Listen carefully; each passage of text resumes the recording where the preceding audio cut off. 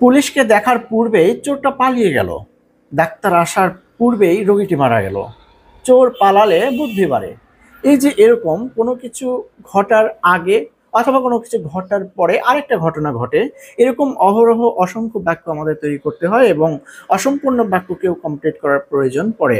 আর সেটার সাথে সম্পর্কযুক্ত দুটি কনজাংশন, একটা হলো বিফোর আর আরেকটা হলো আফটার। তো বিফোর এবং আফটার যুক্ত বাক্যকে কিভাবে কমপ্লিট করা হয় চলো দেখে নেওয়া যাক।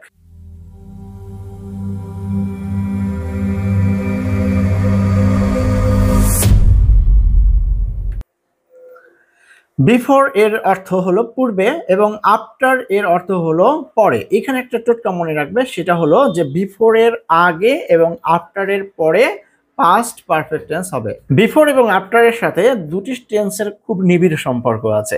এদেরকে বলা হয় কাপল। কাপলরা কি করে, যেখানে যায় একজন গেলে সেখানে আরেকজন গুট গুট গুট গুট করে সাথে যায়। ঠিক তেমনি টেন্সের ক্ষেত্রেও দুটি টেন্সের মধ্যে সম্পর্ক কাপলের মতো, একটা যেখানে আছে সেখানে আরেকটা আছে। আর সেটা হলো পাস্ট পারফেক্টের সাথে পাস্ট ইনডিফিনিট। যেখানে পাস্ট পারফেক্ট আছে সেখানে পাস্ট ইনডিফিনিট আছে।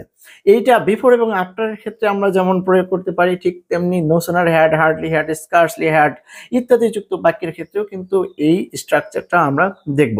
তো সবসময় মনে রাখবা, যেখানে পাস্ট পারফেক্ট তার কাপল হিসেবে সেখানে পাস্ট ইনডিফিনিট আছে। যেখানেই পাস্ট পারফেক্ট সেখানেই পরবর্তী অংশে থাকবে পাস্ট ইনডিফিনিট। একটা কাজের পরে অন্য একটা কাজ ঘটে অথবা একটা কাজের পূর্বে অন্য একটা কাজ ঘটে, এরকম অর্থ প্রকাশে বিফোর এবং আফটার ব্যবহার হয়ে থাকে।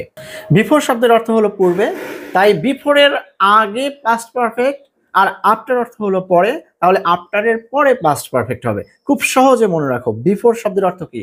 পূর্বে, তাহলে বিফোরের পূর্বে হবে পাস্ট পারফেক্ট। আর আফটার শব্দের অর্থ কি? আফটার শব্দের অর্থ হচ্ছে পরে, তাহলে আফটারের পরে হবে পাস্ট পারফেক্ট। বাদ বাকি যে অংশটা থাকবে সেটা হবে পাস্ট ইনডিফিনিট। জাস্ট এটুকু মনে রাখো, এটুকু মনে রাখলেই তুমি এই বাক্যগুলো সঠিকভাবে কমপ্লিট করতে পারবে। তো দেখা যাক কিছু উদাহরণ। The patient had died before dash. দেখো, বিফোরের আগের অংশ পাস্ট পারফেক্ট টেন্স দেওয়া আছে, তোমাকে কি করতে হবে? বিফোরের পরের অংশটা কমপ্লিট করতে হবে। তো the patient had died before dash, dash এর পূর্বেই রোগীটি মারা গেল। তাহলে কোনো একটা ঘটনা লিখতে হবে যে ঘটনার পূর্বেই রোগীটি মারা গেল। তাহলে কি হতে পারে? অনেক কিছু হতে পারে, যে হাসপাতালে নিয়ে যাওয়ার পূর্বে রোগীটি মারা গেল, অথবা ডাক্তার আসিবার পূর্বে রোগীটি মারা গেল, চিকিৎসা দেওয়ার পূর্বে রোগীটি মারা গেল, ইত্যাদি অনেক কথা বলা যেতে পারে। তুমি যেই কথাটাই লেখো না কেন, বিফোরের আগের অংশ যেহেতু পাস্ট পারফেক্টে আছে, তাহলে পরের অংশটাকে তোমাকে পাস্ট ইনডিফিনিটে লিখতে হবে। তাহলে আমরা লিখতে পারি দ্য ডক্টর কেম, ডাক্তার আসার পূর্বেই রোগীটি মারা গেল। Then the train left after dash. পরের উদাহরণটা দেখো, যে ট্রেনটা ছেড়ে গেল ড্যাশের পরে। কি ঘটনার পরে? কোন ঘটনার পরে ট্রেনটা ছেড়ে গেল? এরকম একটা ঘটনা আফটারের পরে লিখতে হবে। আমরা কিন্তু কিছুক্ষণ আগে শিখেছি আফটারের পরের অংশ হবে পাস্ট পারফেক্ট টেন্স। তো এখানে যেহেতু পাস্ট ইনডিফিনিট আছে, এর পরের অংশে যে ঘটনাটাই আমরা লিখি না কেন সেটা লিখতে হবে পাস্ট পারফেক্ট টেন্সে। চলো আমরা কি লিখতে পারি? লিখতে পারি we had reached the station. আমরা স্টেশনে পৌঁছার পরে ট্রেনটা ছাড়িয়া দিল। এরকম অনেক কথা কিন্তু আমরা লিখতে পারি, যেমন পুলিশকে দেখার পরেই চোরটা পালিয়ে গেল।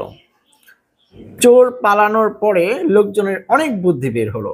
তো এই নিয়ম যদি তোমরা বুঝতে পারো, তাহলে এই বিফোর এবং আফটার থেকে কমপ্লিটিং সেন্টেন্স এর এক্সারসাইজ বোর্ড কোশ্চেনে এসেছে। দেখো, ঢাকা বোর্ড 24-এর বি নাম্বার, কুমিল্লা বোর্ড 24-এর ই নাম্বার, এভাবে আরও কিছু বোর্ড কোশ্চেন আছে যেগুলোর সমাধান, যেগুলোর কমপ্লিটিং তুমি নিজে নিজে করবে এবং যে কোনো ধরনের জটিলতার সম্মুখীন হলে আমাদের ফেসবুক গ্রুপে পোস্ট করবে, আমরা তোমাদের সহায়তা করব। কমপ্লিটিং সেন্টেন্সের আজকে আলোচনা এই পর্যন্তই। আগামী ক্লাস পর্যন্ত সবাই সুস্থ থাকবে, ভালো থাকবে এবং তোমরা তোমাদের মতামতগুলি কমেন্ট বক্সে শেয়ার করবে। ততক্ষণ পর্যন্ত ভালো থাকবে। আল্লাহ হাফেজ, আসসালামু আলাইকুম, টাটা।